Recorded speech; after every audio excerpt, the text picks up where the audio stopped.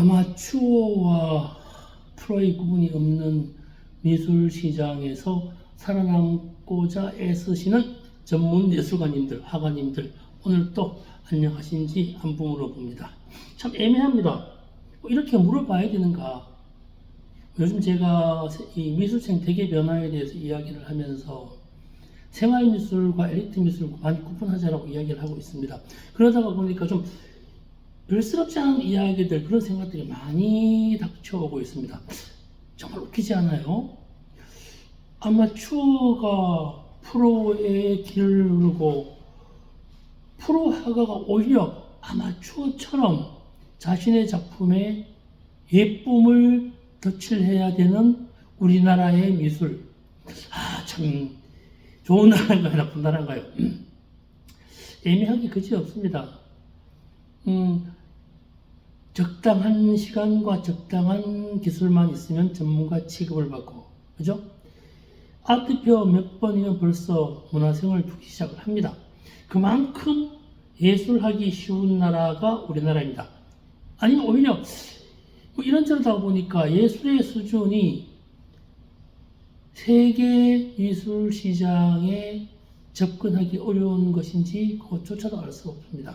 저는 그렇지 않다고 생각을 하는데 현장이 그러니까 뭐라고 이야기하기 답답할 뿐입니다. 얼마 전에요, 제가 개인적으로 좋아하는 화가님을 만난 적이 있었습니다. 이런저런 얘기를 하다가 보니까 그분이 하시는 말씀이, 나는 진짜 내가 하고 싶은 작품을 잘 하지 못한다. 만약에 내가 좋아하는, 내가 하고 싶은 대로 하게 되면은 팔리지도 않고 경제활동이 어렵기 때문에 화가 활동을 접어야 한다는 두려움이 앞선다. 이런 푸념을 하더라고요. 그래서 자기는 자기의 작품, 본래의 작품에다가 예쁨과 장치적인 부분을 버무린다고 하더라고요. 어떤 묘사에 대한 부분이라든가 색이라든가 이런 부분을 신경 쓰게 된다고 하더라고요. 그렇게 되어야만 하다못해 남의 집 것이라도 걸릴지도 모른다는 희망을 갖는다. 이런 얘기를 하면서 좀 마음이 아픈 건 아니죠. 우리 현실에 좀 갑갑했습니다.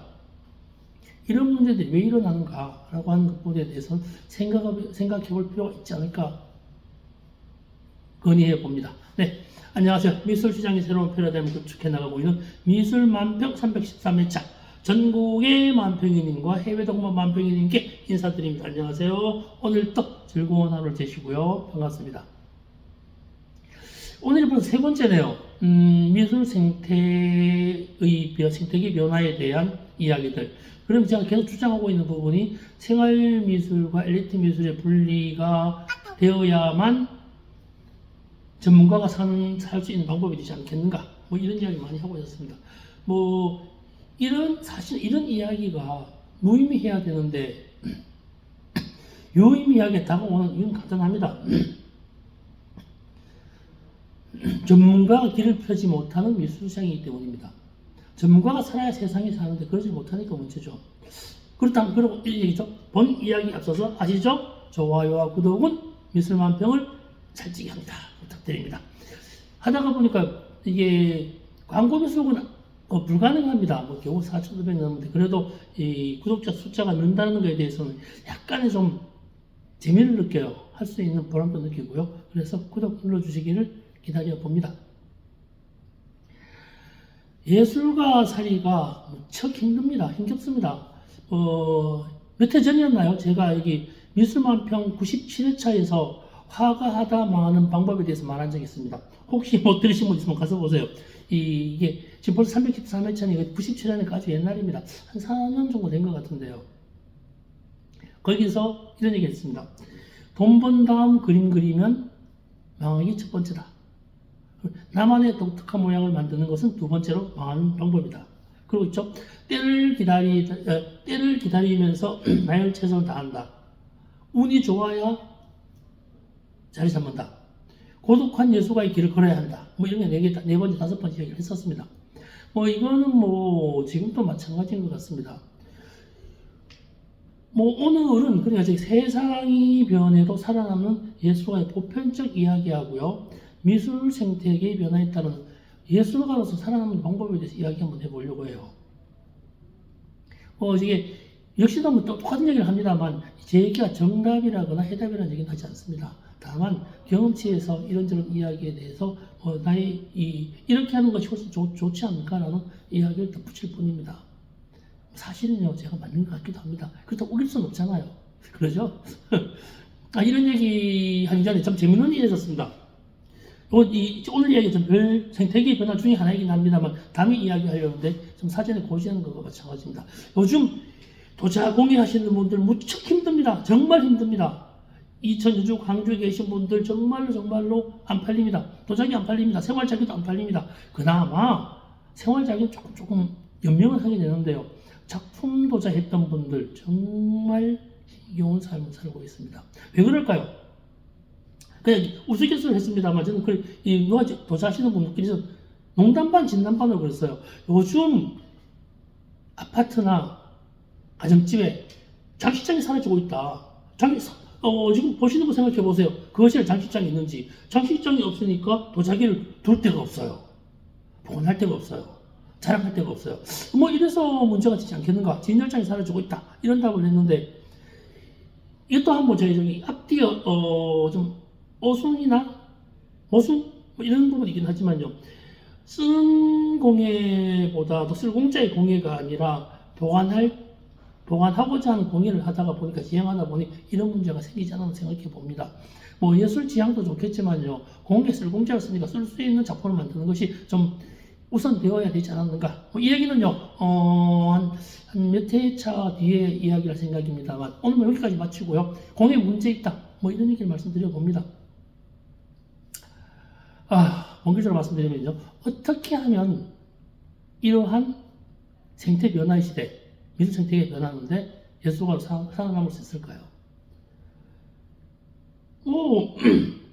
97회차에 망하는 방법에 대해서 이야기했던 것 반대로 하면 살아남겠죠. 끈질기게 버티자.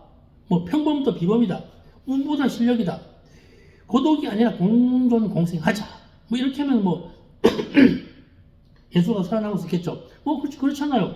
이것은 예술가로 살아남는 것이 아니라 사회생활을 하는 모든 사람들의 보편적 이야기죠. 여기에 예술가라면 다른 이야기가 덧붙여야 될 것 같습니다. 저는 그 이야기를요, 첫 번째로 꼽는 것이 예술 활동의 근본을 가져야 한다. 이런 얘기를 합니다. 그냥 그린다고 다 예술이 되었었는데 사실은 아니거든요. 자기 만족이나 자기 치유를 위한 작업이라면 그냥 그렇게 살다 가세요, 그냥. 그게 아니고 진짜 예술가라면요, 남들이 자신의 작품에 대해 의미를 부여할 수 있는 작업을 해야 됩니다. 의미 없는 작업이거나 의미가 무척 확장된 작업이어야 되죠. 어중간하면 안 된다고 생각합니다. 자기 작품의 뿌리가 무엇인지 어디인지에 대한 생각조차 하지 않은 이들이 참 많습니다. 이게 일종의 사회적 활동으로서 미학적, 철학적, 인문학적 상황을 견지해야 됩니다. 그게 예술이거든요. 예술은 놀이일 수 있습니다만 예술 작품은 놀이가 아닙니다. 예술은 아무나 할 수 있지만요. 예술 작품은 아무나 결과를 낼 수 없는 분야입니다. 제가 이런 말 하면 웃는가 하면요. 이런 말 하면서 방금 했던 말이 생각해보면 되게 어렵습니다. 더 쉽게 말하면요. 되게 쉬운 말을 하면서 되게 어려운 이야기를 하고 있습니다. 어려운 그림을 그려야 합니다. 어려운 그림이 무엇이냐 묻지 마세요. 그건 각기 개인의 예술가 각자 동생으로서의 어려움이거든요. 쉬운 그림보다는 어려운 그림을 그려야 합니다. 잘 생각해 보세요. 왜 그런지는 점점점점입니다. 잘 생각해 보시면 알 것 같아요. 두 번째는요, 협업이라고 생각을 합니다.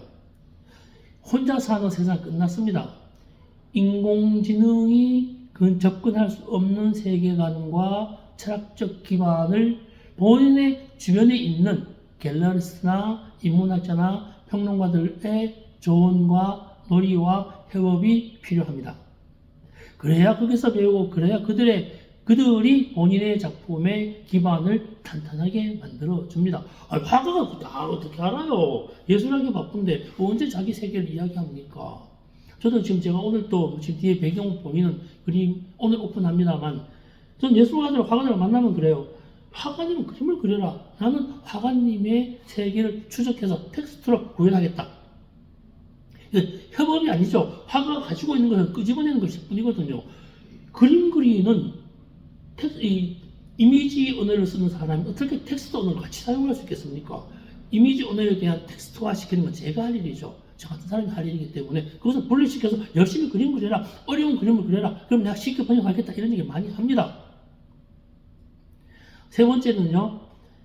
생활미술 하시는 분들과 같이 놀면 안 됩니다. 이게 좀 애매모호한 부분이지만 거리 둬야 합니다.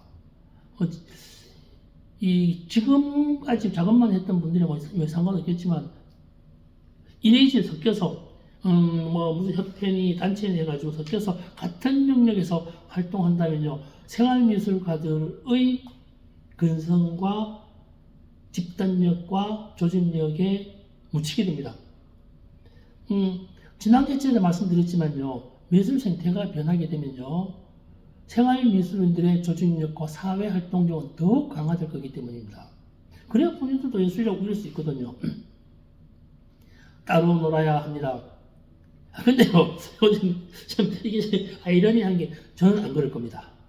그러니까 결례를 하기 때문에요, 대원 한 장은 받아줘야죠. 그냥 뭐 작품 좋아요를 남발하면서도 대원을 해가지고 저도 결례를 운영해야죠. 참 모순적이죠. 그래서 한편으로 이런 생각도 합니다. 이게 방금 했던 말 진짜라고 다 믿지는 마세요. 생활미술인들 중에서도 미래가 보이는 이들이 많습니다. 구분을 두면서 신규 엘리트는 받아들여야 합니다.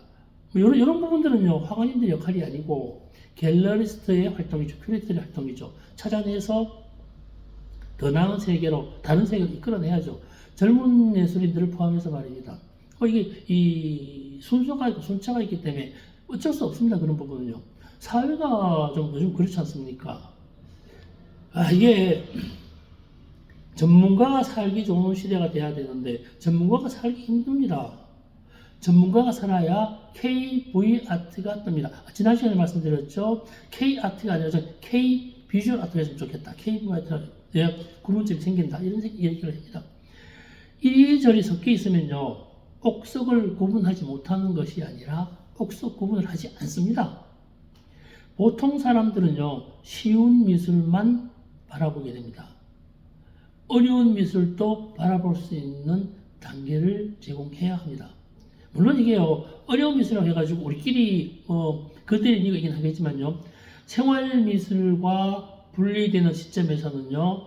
다름의 시선으로 바라보임을 당하도록 전문가들이 유도해야 됩니다. 스스로 잘난 척 하는 한이 있더라도 말입니다. 이렇게 말은 웃기지만요. 사실은 잘났습니다. 잘난 척 합니다. 해야 합니다. 잘난 척 합시다. 그러면서 새로운 날을 기대해 보고자 합니다. 네, 오늘 고맙습니다.